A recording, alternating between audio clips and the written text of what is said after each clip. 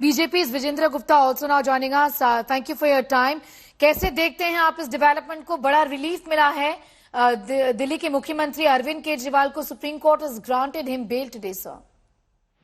देखिए, एक बात साफ है कि जिस तरह की कंडीशंस पर बेल मिली है उससे दिल्ली को कोई लाभ होने वाला नहीं है, क्योंकि मुख्यमंत्री को व्यक्तिगत रूप से इसमें जरूर रिलीफ माना जा सकता है, लेकिन दिल्ली के लोगों को कोई राहत नहीं है, क्योंकि ना वो कोई फाइल साइन कर सकते हैं, ना कोई मीटिंग कर सकते हैं, ना कोई वो सरकारी कामकाज में हस्तक्षेप कर सकते हैं.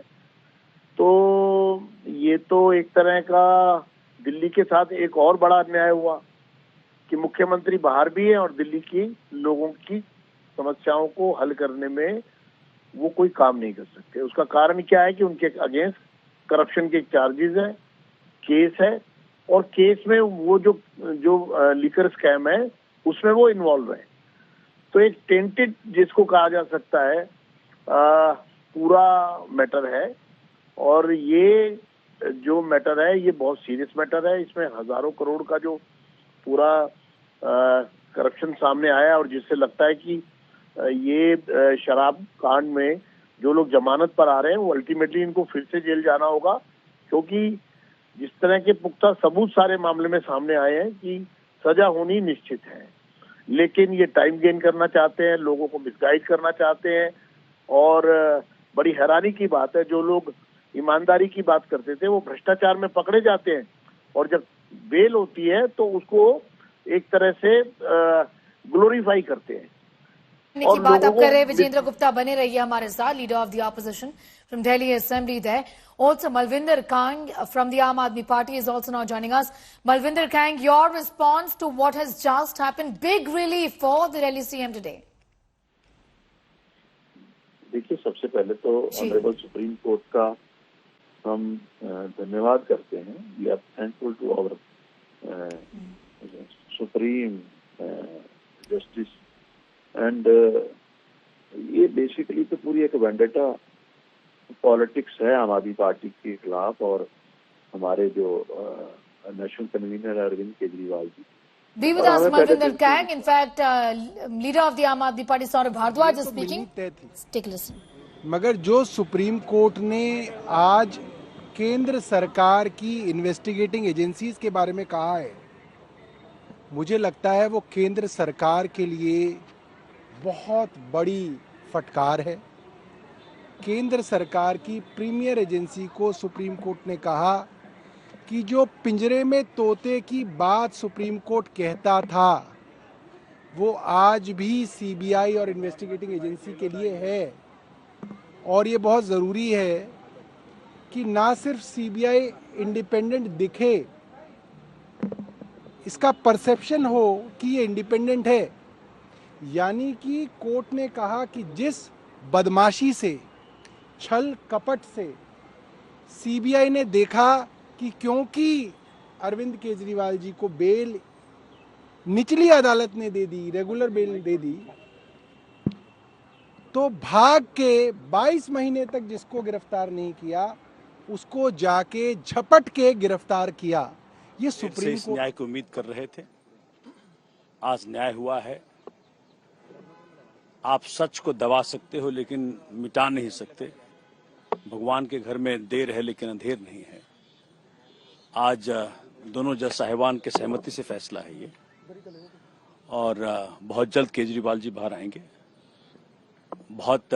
चूंकि इस केस के बारे में माननीय उच्चतम न्यायालय ने कई बार अपने बेल ऑर्डर्स के माध्यम से बताया कि भाई इसमें किस प्रकार का एविडेंस है, लेकिन आज जो फैसला आया है उससे आम आदमी पार्टी और उस हर व्यक्ति को आज खुशी है जो कि केजरीवाल जी की ईमानदार राजनीति में विश्वास करता है. मुख्यमंत्री के रूप में वो दफ्तर में काम करने को लेकर भी स्पष्टता नहीं आई.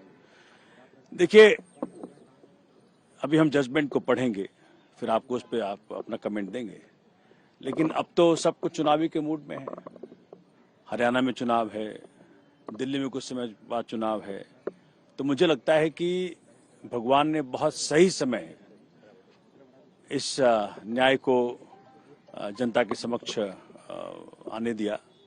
जब हरियाणा हो या दिल्ली हो या जहां जम्मू कश्मीर हो या महाराष्ट्र हो, हर तरफ केजरीवाल जी जनता की उम्मीदों पे खरा उतरेंगे। मतलब सवाल उनके मुख्यमंत्री दफ्तर अटेंड करने को लेकर उठाए जा सकते हैं, लेकिन आम आदमी पार्टी के राष्ट्रीय संयोजक के रूप में उनकी भूमिका का नकारा नहीं। नेचुरल सी बात है, क्योंकि देखिए वैसे भी मैं तो बार बार यही बात कहता रहा हूं कि एक काल्पनिक सार्वजनिक शराब घोटाले को बना करके आपने हमारे सारे नेताओं को अंदर रखा, चाहे मनीष जी हों, संजय जी हों, अरविंद जी हों।